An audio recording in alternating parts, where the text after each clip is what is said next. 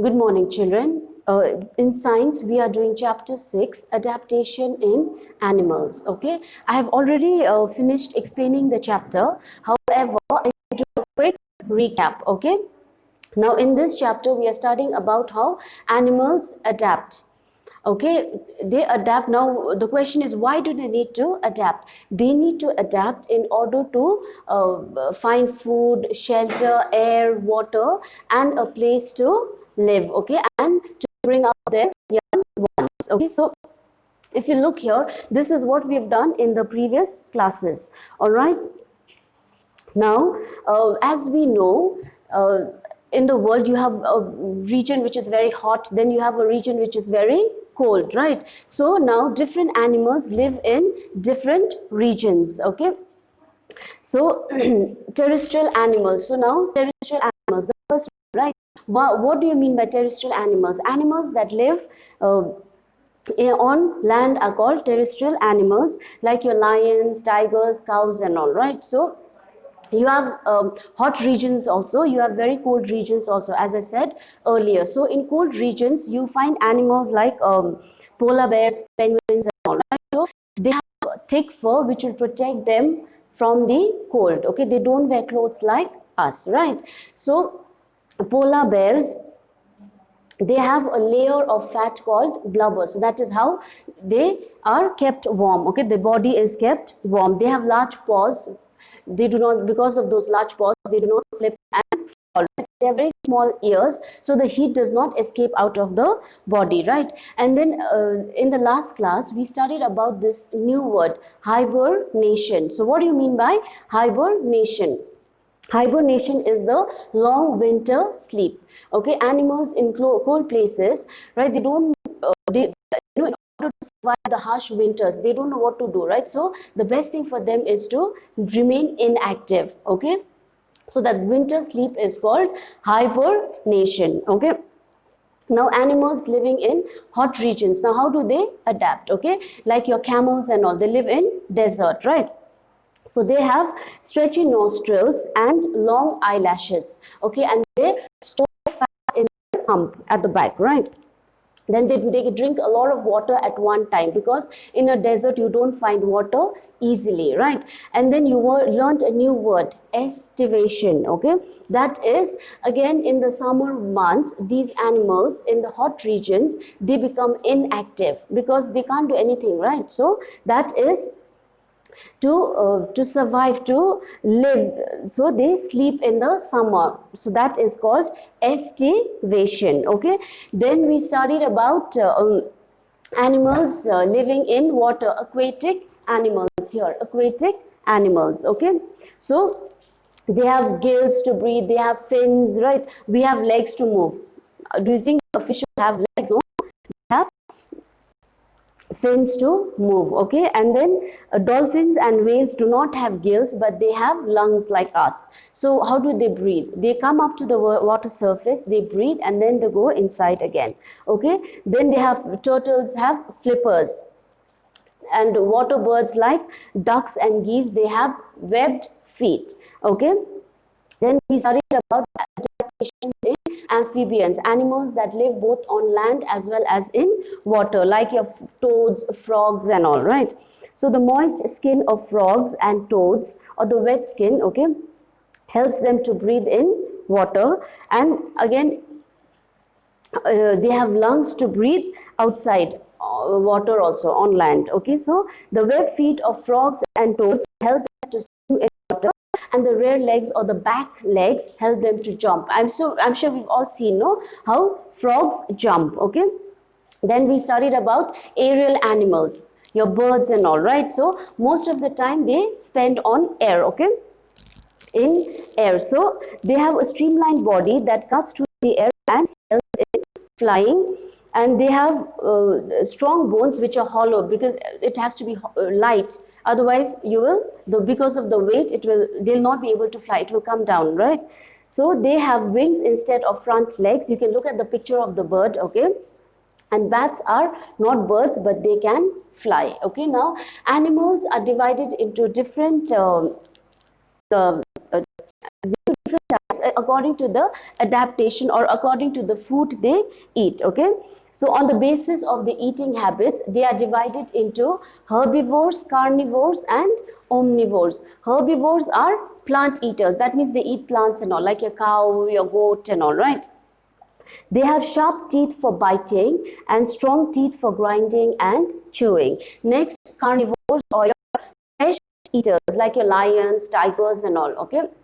You also have birds that eat flesh, so they are called carnivorous birds. All right, like your vultures, eagles, and all. Then you have omnivores. They eat both plants and animals, like us human beings, bear, chimpanzee, and all. Okay, so they have sharp and front teeth like carnivores to tear the flesh of other animals. You can look at the pictures which is given in the book also. Okay, then we said that animals adapt in order to search for food, right? Now they also adapt for protection. Who will look after them, right? They'll have to protect themselves. So they have adapted themselves in such a way that they can protect themselves. Okay. Deer and antelopes use their horns for defense as well as showing or displaying their strength. Okay. Then butterflies have eye spots. I told you to look at the pictures that you see on the net. Okay. Then shells of turtles, these are very hard, so it protects them from enemies. So when they know that they have, there is danger, they curl up inside the shell and become motionless, or they don't move. Okay, till the enemy goes away. Alright, puffer fish will inflate, or it will become so big, so that the predators or the attackers cannot swallow it. Then the stripes of a lion and zebra and spots on the giraffe and leopard merge or blend easily with the surroundings. Okay, I think I told you to look at the picture also, right? So in figure 6.15, you have the picture of a chameleon. I think in my previous audio also I told you, if you look closely, then only you can see the chameleon. Now what has the chameleon done? It has camouflaged itself with the surroundings. Okay, that means the ability that helps the animals to blend into the surrounding for protection is called camouflage. Okay.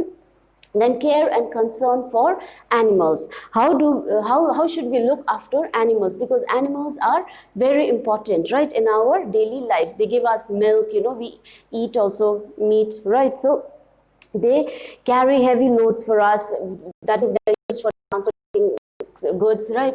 In some places they help us in our fields also for farming purposes. They will also guard our homes, right? So animals help in pollinating plants by scattering their seeds far and wide. Okay, that's how you will get more plants. That's how they grow. That means the undigested food material. Okay, make the land fertile. I'm sure you've seen farmers putting cow dung and all, right, to make the soil fertile. So another important thing that I'd sent you in the video was of the food chain. Okay, I hope you've gone through the video. In the food chain, if you see, plants are at the lowest level. Okay, you have plant, I'll just quickly show this. Okay, you have plant. Now who eats the plant? Insect will eat the plant.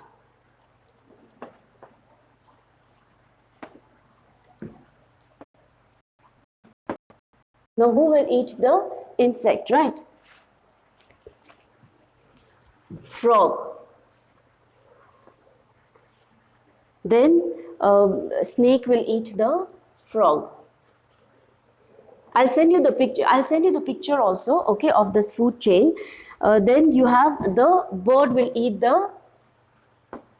So when the bird dies, it will again go back to the plant, to the soil, right? So again from the soil, a plant will grow. So it is like a cycle like this. So this is called the food chain. This is called the food chain. Don't worry, I'll send you the picture. Okay, so if you see here, plants are at the lowest order. Then insect will eat the plants. Then frog will eat the insect. Snake will eat the frog. Bird will eat the snake, and then bird will die and then dissolve in the soil, and then your plants will grow again. This is your food chain. Okay. So animals have an important role in maintaining a balance in nature, so we must protect them. Okay, we must not cut forests because a lot of animals live in the forest, right? We must not kill for fun. Some of us, we hunt, we go for hunting and killing animals. So that is also not good. We must not interfere with their habitat. That means we should not disrupt, right, their houses and all, their natural surroundings. So animals are a wonderful part of our lives. They bring us joy, and we must show love and care and empathy towards them. And we should also take care of our pets, like the dogs and cats we have, right? We should give them a bath. We should brush their coat. If they have ticks, then we should kill the ticks or give them, you should put vaccine also for them, right? You should take them to a vet for regular checkup, and we must spend time with them. Okay, they also love us, and please do not hurt animals. Okay, so I told you to read the summary and the glossary also. Okay, please go through it. I had given you the answers for part 1 and very short answer questions, right? Part 1 you have to do it in the book itself. Okay, part 2 you will do it in the copy. So in the next class I will give you the question and answers. Okay, I hope you've understood the chapter. If you have any doubts, please ask me again. Okay, this is a very simple chapter, so please don't break your head over the food chain. This is just for you to understand it better. Okay, I'll send you the photo also, so please do not worry about it. Okay, if you have any doubts, please ask me in my personal number. Okay, thank you and have a nice day.